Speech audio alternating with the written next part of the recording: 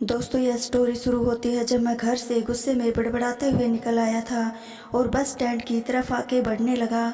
मैं मन ही मन बड़बड़ा रहा था, पता नहीं कितने पैसे छुपा के रखे हैं, लेकिन मेरे लिए एक बाइक नहीं ले सकते।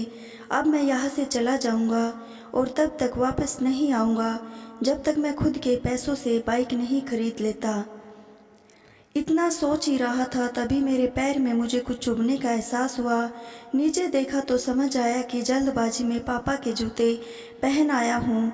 उन जूतों में कील उभरी हुई थी जो मेरे पैर में बार बार घाव किए जा रही थी, लेकिन उस समय गुस्सा अधिक था तो मैं बड़बड़ाते हुए आगे बढ़ गया। एकाएक मुझे याद आया कि पापा का पर्स भी साथ ले आया हूँ।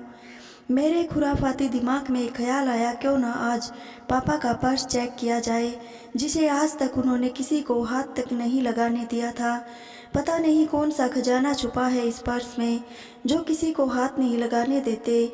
जब मैंने पापा का वह पुराना पर्स खोलकर देखा तो उसमें पैसे तो नहीं मिले, लेकिन पैसों की जगह एक डायरी थी। तब मैंने सोचा, ओह, तो यहाँ खजाना छुपा रखा है। मैं तो समझ रहा था कि यहाँ पापा ने लिखा होगा कि किस से कितने पैसे लेने हैं और किसको कितने पैसे दिए, लेकिन मैं गलत था। जब मैंने उस छोटी सी डायरी का पहला पेज खोलकर देखा तो वहाँ पर जो लिखा था वह थोड़ा सीरियस कर देने वाला था। डायरी में जो लिखा था उसे पढ़ने के बाद मेरे चेहरे पर जो एक्सप्रेशन थे वह गायब हो चुके थे, क्योंकि डायरी में वैसा कुछ नहीं था जैसा मैं सोच रहा था। वहाँ पर उन पैसों का हिसाब लिखा हुआ था जो अलग अलग कामों के लिए अलग अलग लोगों से उधार लिए गए थे। उस लिस्ट में कंप्यूटर के नाम पर भी पैसे लिए गए थे। कुछ यूँ लिखा था, 50,000 बेटे के कंप्यूटर के लिए। यही वही कंप्यूटर था जिसे मैं आज तक यूज कर रहा था, लेकिन मुझे यह पता नहीं था उस कंप्यूटर को खरीदने के लिए पैसे कहाँ से आए थे। लेकिन आज पता चल जाता था। मुझे आज भी याद है जब मैंने पहली बार कैमरे के लिए जिद की थी तो मेरे पापा ने मुझे 2 हफ्ते बाद मेरे बर्थडे पर लाकर दिया था, जिसे देखकर मैं बहुत खुश हुआ था। और मुझे खुश देखकर मुझसे कहीं ज़्यादा अगर कोई खुश था तो वह थे पापा। अब मेरे चेहरे से गुस्सा एकदम से गायब हो चुका था। जब मैंने आगे का पन्ना पलटा तो वह कुछ विशेष लिखी हुई थी। जो पहले जो विश थी उसमें लिखा हुआ था, अच्छे जूते पहनना। यह बात मेरी कुछ समझ नहीं आई। तभी मेरे पाँव अचानक सड़क पर भरे हुए पानी पर जा पड़ा और तभी मेरे पाँव में कुछ गीलापन होने का एहसास हुआ।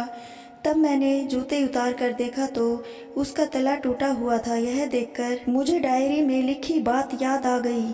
तभी मुझे माँ पापा की कई बातें भी याद आ रही थी कि कैसे माँ जब कहा करती थी कि पापा से अब तो जूते पुराने हो गए, नए ले लीजिए, तो पापा अक्सर यह कह टाल दिया करते थे, जूते अभी और चलेंगे, अभी कुछ दिन पहले तो लिए थे। मुझे आज समझ आ रहा था कि कितने दिन और चलेंगे। साथ ही साथ यह भी समझ आ रहा था कि पापा पर्स को क्यों छुपा कर रखते थे।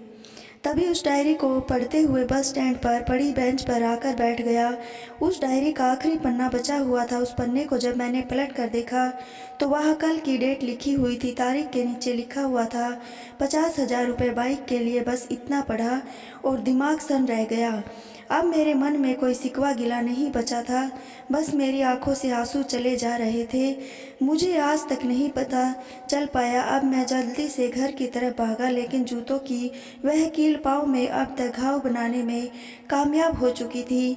मैंने जूतों को रास्ते से ही निकाल फेंक दिया और भागते लड़खड़ाते हुए घर जा पहुंचा, लेकिन पापा घर पर नहीं थे।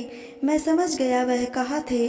मैं सीधा पास वाली बाइक एजेंसी की तरफ भागा। पता नहीं आज कहाँ से इतनी ताकत आ गई थी। मैं भागते हुए थक नहीं रहा था और वह भी बिना जूतों के नंगे पैर। जैसे तैसे मैं बाइक एजेंसी पर पहुंचा। पापा वही थे। मैंने पापा को दौड़कर गले लगा लिया और मेरी आंखों से आंसू रुकने का नाम ही नहीं ले रहे थे। पापा को समझ नहीं पा रहे थे आखिर हो क्या रहा है, मैं क्यों रो रहा हूँ। मैंने पापा से कहा, पापा मुझे मोटरसाइकिल नहीं चाहिए, आप अपने लिए जूते ले लीजिए।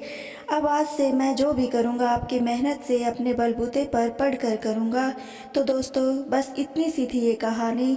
आपको कैसी लगी कमेंट बॉक्स में ज़रूर बताइएगा और वीडियो को लाइक शेयर और चैनल को सब्सक्राइब ज़रूर कर लीजिएगा। धन्यवाद दोस्तों।